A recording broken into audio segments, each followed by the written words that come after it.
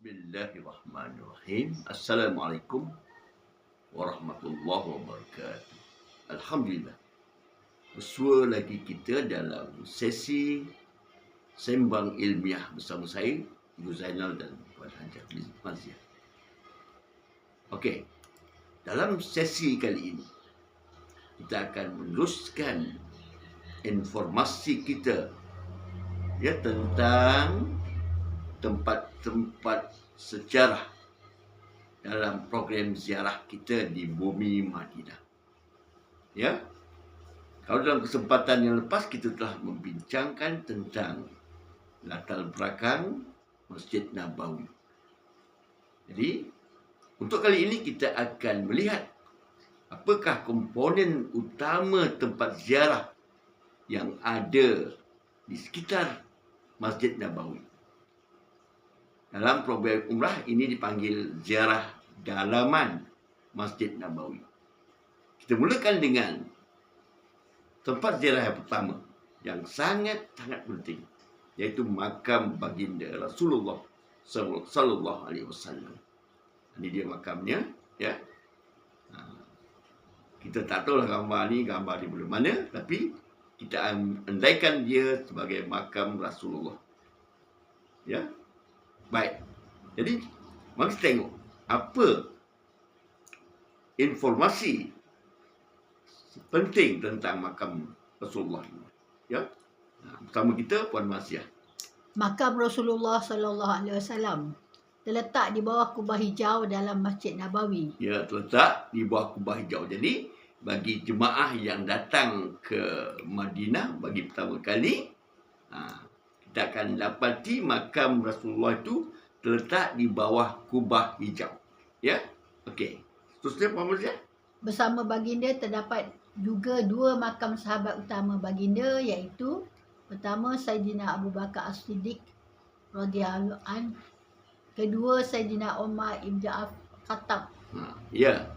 Jadi, bersama baginda dalam makam baginda itu ada makam dua orang sahabat utama, iaitu Sayyidina Abu Bakar As-Siddiq dan Sayyidina Umar Ibn Khattab.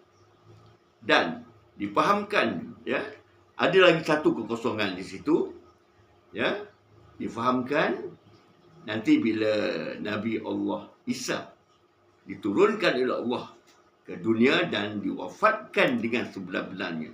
Sebab Nabi Isa sebenarnya tidak diwafatkan oleh Allah, diangkat ke langit. Yang disalib oleh orang-orang Kristian itu bukan Nabi Isa, tapi yang Allah serupakan sebagai rupa Nabi Isa. Ya. Jadi, okey. Jadi, tempat kedua yang sangat penting dalam sesi ziarah dalaman Masjid Nabawi ialah Raudah. Ini dia gambaran dia, Raudah ni, ya. Bagi yang dah pernah pergi, mestilah dia terbayang-bayang Raudah itu. Tapi bagi yang pertama kali, tentulah dia menyimpan hasrat yang sangat besar untuk beribadah dalamnya. Mari kita tengok, apakah informasi tentang Raudah ini? Ya, Puan Hajah Mazia. Ya. Raudah Al-Mutahharah. Ya, namanya Raudah Al-Mutahharah, ya. Tempat sangat mulia dan paling mustajab doa dalam Masjid Nabawi. Ya, tempat paling mulia dan mustajab doa yang terletak dalam Masjid Nabawi. Okey, seterusnya. Tempat lazimnya Rasulullah dan para sahabat beribadah. Sebenarnya Raudah ini ialah masjid asal, ya, Masjid Nabawi. Masjid asal dulu. Ni besarnya. Kecil saja ruangannya. Ingat nak masukkan dalam 100 orang sekaligus pun tak muat. Mungkin 50 orang, lebih kurang macam tu. Itulah tapak asal Masjid Nabawi. Ya. Kemudian kembangkan, besar sampai sekarang. Tapi tapak asal Masjid Nabawi itulah Raudah sebenarnya. Apa lagi informasi tentang Raudah ini? Tempat turun wahyu kepada Rasulullah. Wahyu turun di sini. Ya. Rasulullah menerima wahyu-wahyu dari semasa ke masa dalam Raudah ini. Okey. Apa lagi Puan Mazia? Diiktiraf Allah Istilah Allah sebagai sebagai ha, salah satu dari taman-taman syurga berdasarkan hadis, di antara rumahku dan mimbarku adalah taman-taman syurga. ya, diiktiraf oleh Allah sebagai salah satu di taman-taman syurga. Dalam hadis Rasulullah SAW ada menyatakan antara rumahku dan mimbarku. Rumahku itu ialah makam Rasulullah tadi. Dulu situlah makam duduk. Dulu situlah Rasulullah duduk. Jadi, kemudian ada satu mimbar situ antara rumahku dan makamku, itu adalah taman-taman syurga. Jadi, memang menjadi sebutan semua jemaah yang datang berziarah ke bumi Madinah untuk dapat masuk Raudah. Ya. Namun selepas Covid itu, peraturan masuk Raudah menjadi begitu ketat. Dulu, sebelum Covid, memang mudah masuk Raudah. Anytime bagi orang lelaki dan bagi orang wanita muslimah diperingkatkan masanya. Tapi selepas Covid, kena pula memohon ada nusuk dan sebagainya. Dan hanya dibenarkan sekali saja masuk ke Raudah. Ya, bagi seorang jemaah yang ziarah Madinah. Okey ya. Itu tentang Raudah. Okey, seterusnya Perkuburan Baqi'. Perkuburan Jannatul Baqi'. Ya. Ini salah satu lagi destinasi ziarah dalaman Masjid Nabawi yang semua jemaah akan dibawa berkunjung. Cuma tidak dapat masuk, bagi wanita tak boleh masuk dalam perkuburan Baqi' itu, tapi bagi laki-laki peluang untuk mereka masuk ke Jannatul Baqi' itu terbuka luas. Terutama bila ada istiadat ataupun bila ada upacara pengkebumian jenazah. Kita bersama-sama ikut. Apa informasi dia, Puan Mazia? Sejarah perkuburan Baqi'. Ya. Kawasan perkuburan penduduk Madinah dan jemaah haji serta umrah menempatkan jenazah 10,000 para sahabat, solehin dan syuhada. Inilah ya tempat pemakaman para jemaah haji dan umrah ya, yang meninggal di Madinah akan dimakamkan di sini. Jadi lazimnya dia hanya transit di sini sebab selepas satu masa tertentu akan dipindahkan ke tempat lain bagi memberi laluan kepada para tamu Allah yang dimatikan oleh Allah di Madinah untuk merasa di Baqi'. Sebab Baqi' ini adalah kuburan pertama yang akan dibongkar pada lepas hari kiamat nanti. Ya. Okey. Jadi seterusnya Puan Mazia tengok.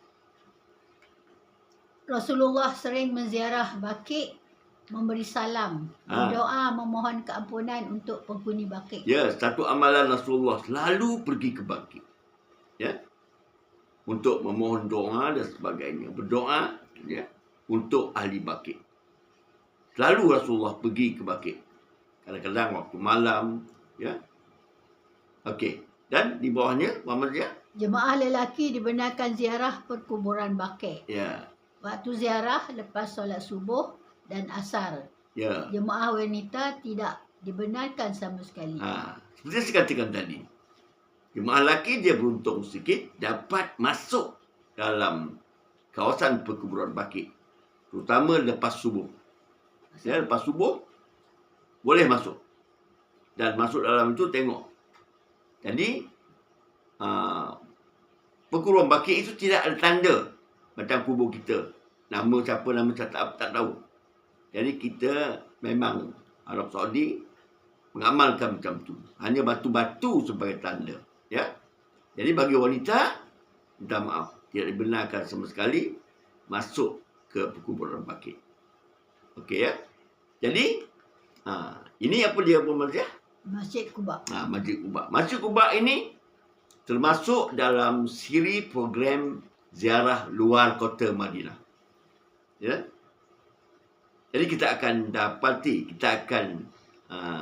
dapati penerangan yang lebih lanjut lagi tentang Masjid Quba ini. Ya, Masjid Quba, Masjid Qiblatain, Jabal Uhud yang saya akan sentuh dalam siri yang akan datang.